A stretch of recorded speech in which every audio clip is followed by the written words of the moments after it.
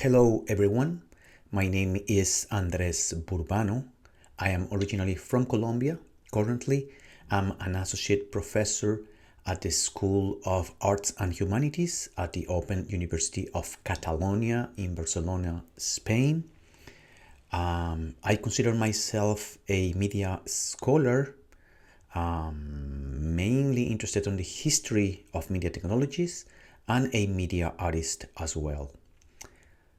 Currently, I'm involved in a research project that is related to the topic of this conference, and it spins around the historicity of computational technologies in Latin America. And of course, these days, this history of technology is related to artificial intelligence. So I'm gonna pose that question if it is even possible to ask about AI in our hemisphere, in our latitudes, and how this story should be told. I'm referring to one of the topics that the organizing team proposed, which is the technical is social. I think it's a very interesting starting point to elaborate upon. I consider that large technological systems, as AI systems today, of course, are socio-technical systems. And an interesting way to address the complexity of that is to identify actors. Let's say the actors in the technological level, at the policy level, at the government, advocacy, even activism. And actually, what shapes the field is the friction, the tension, the relationship between those actors.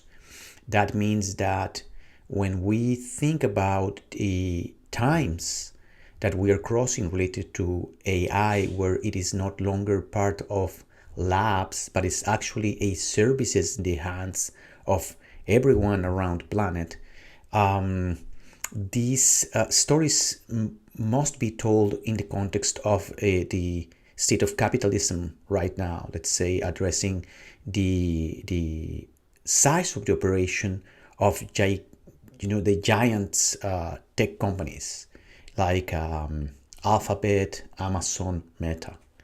But these, of course, should be contrasted with the performance of companies in Latin America that are exploring AI tools for different reasons. For instance, Blip in Brazil, let's say, to process data, and also other companies like NutriCo in Peru that is actually related to the food industry. These two companies are being performing AI algorithms to actually reshape the services that they provide, and those are local companies. What I'm trying to address in this short talk is to think about these systems not only as a consequence of the implementation of algorithms. It is the reflect of a profound transformation in the materiality of technology.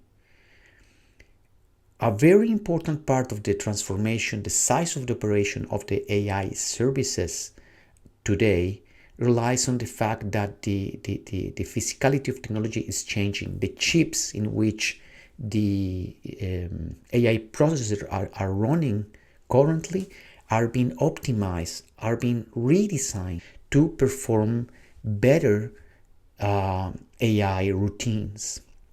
And this is a microscopic change, but is substantial in the way we later on interact with AI systems. Another one that is macroscopic that we can see is the design of data centers. This huge demand of AI services is implying the construction of data services around the planet, including in Latin America. One of them is that one of the pioneers in the design of data centers, especially related to the energy efficiency, is actually Brazilian. His name is Luis André Barroso. But at the same time, the growing demand of local data that can be accessible fast enough is bringing the need to have data centers around the urban and rural areas in Latin America, and always transforming, these landscapes in something that is different.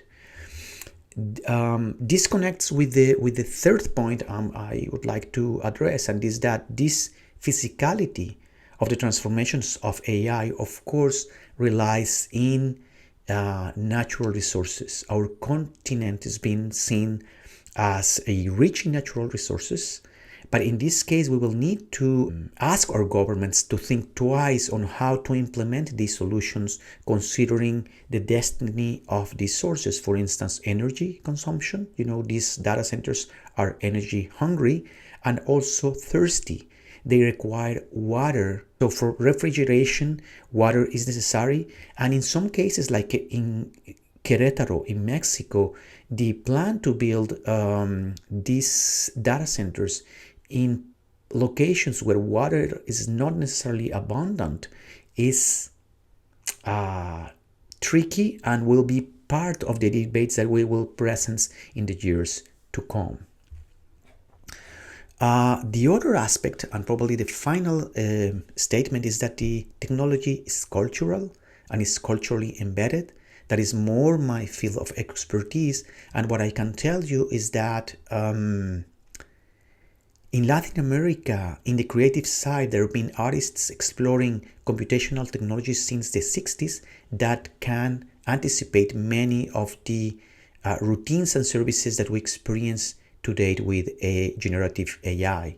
For instance, in the late 60s in Brazil, Valdemar Cordeiro and Giorgio Moscati created a system to create words that resembles a large language model today, in the sense that operates with the idea to generate new words. It's generative in the level of text.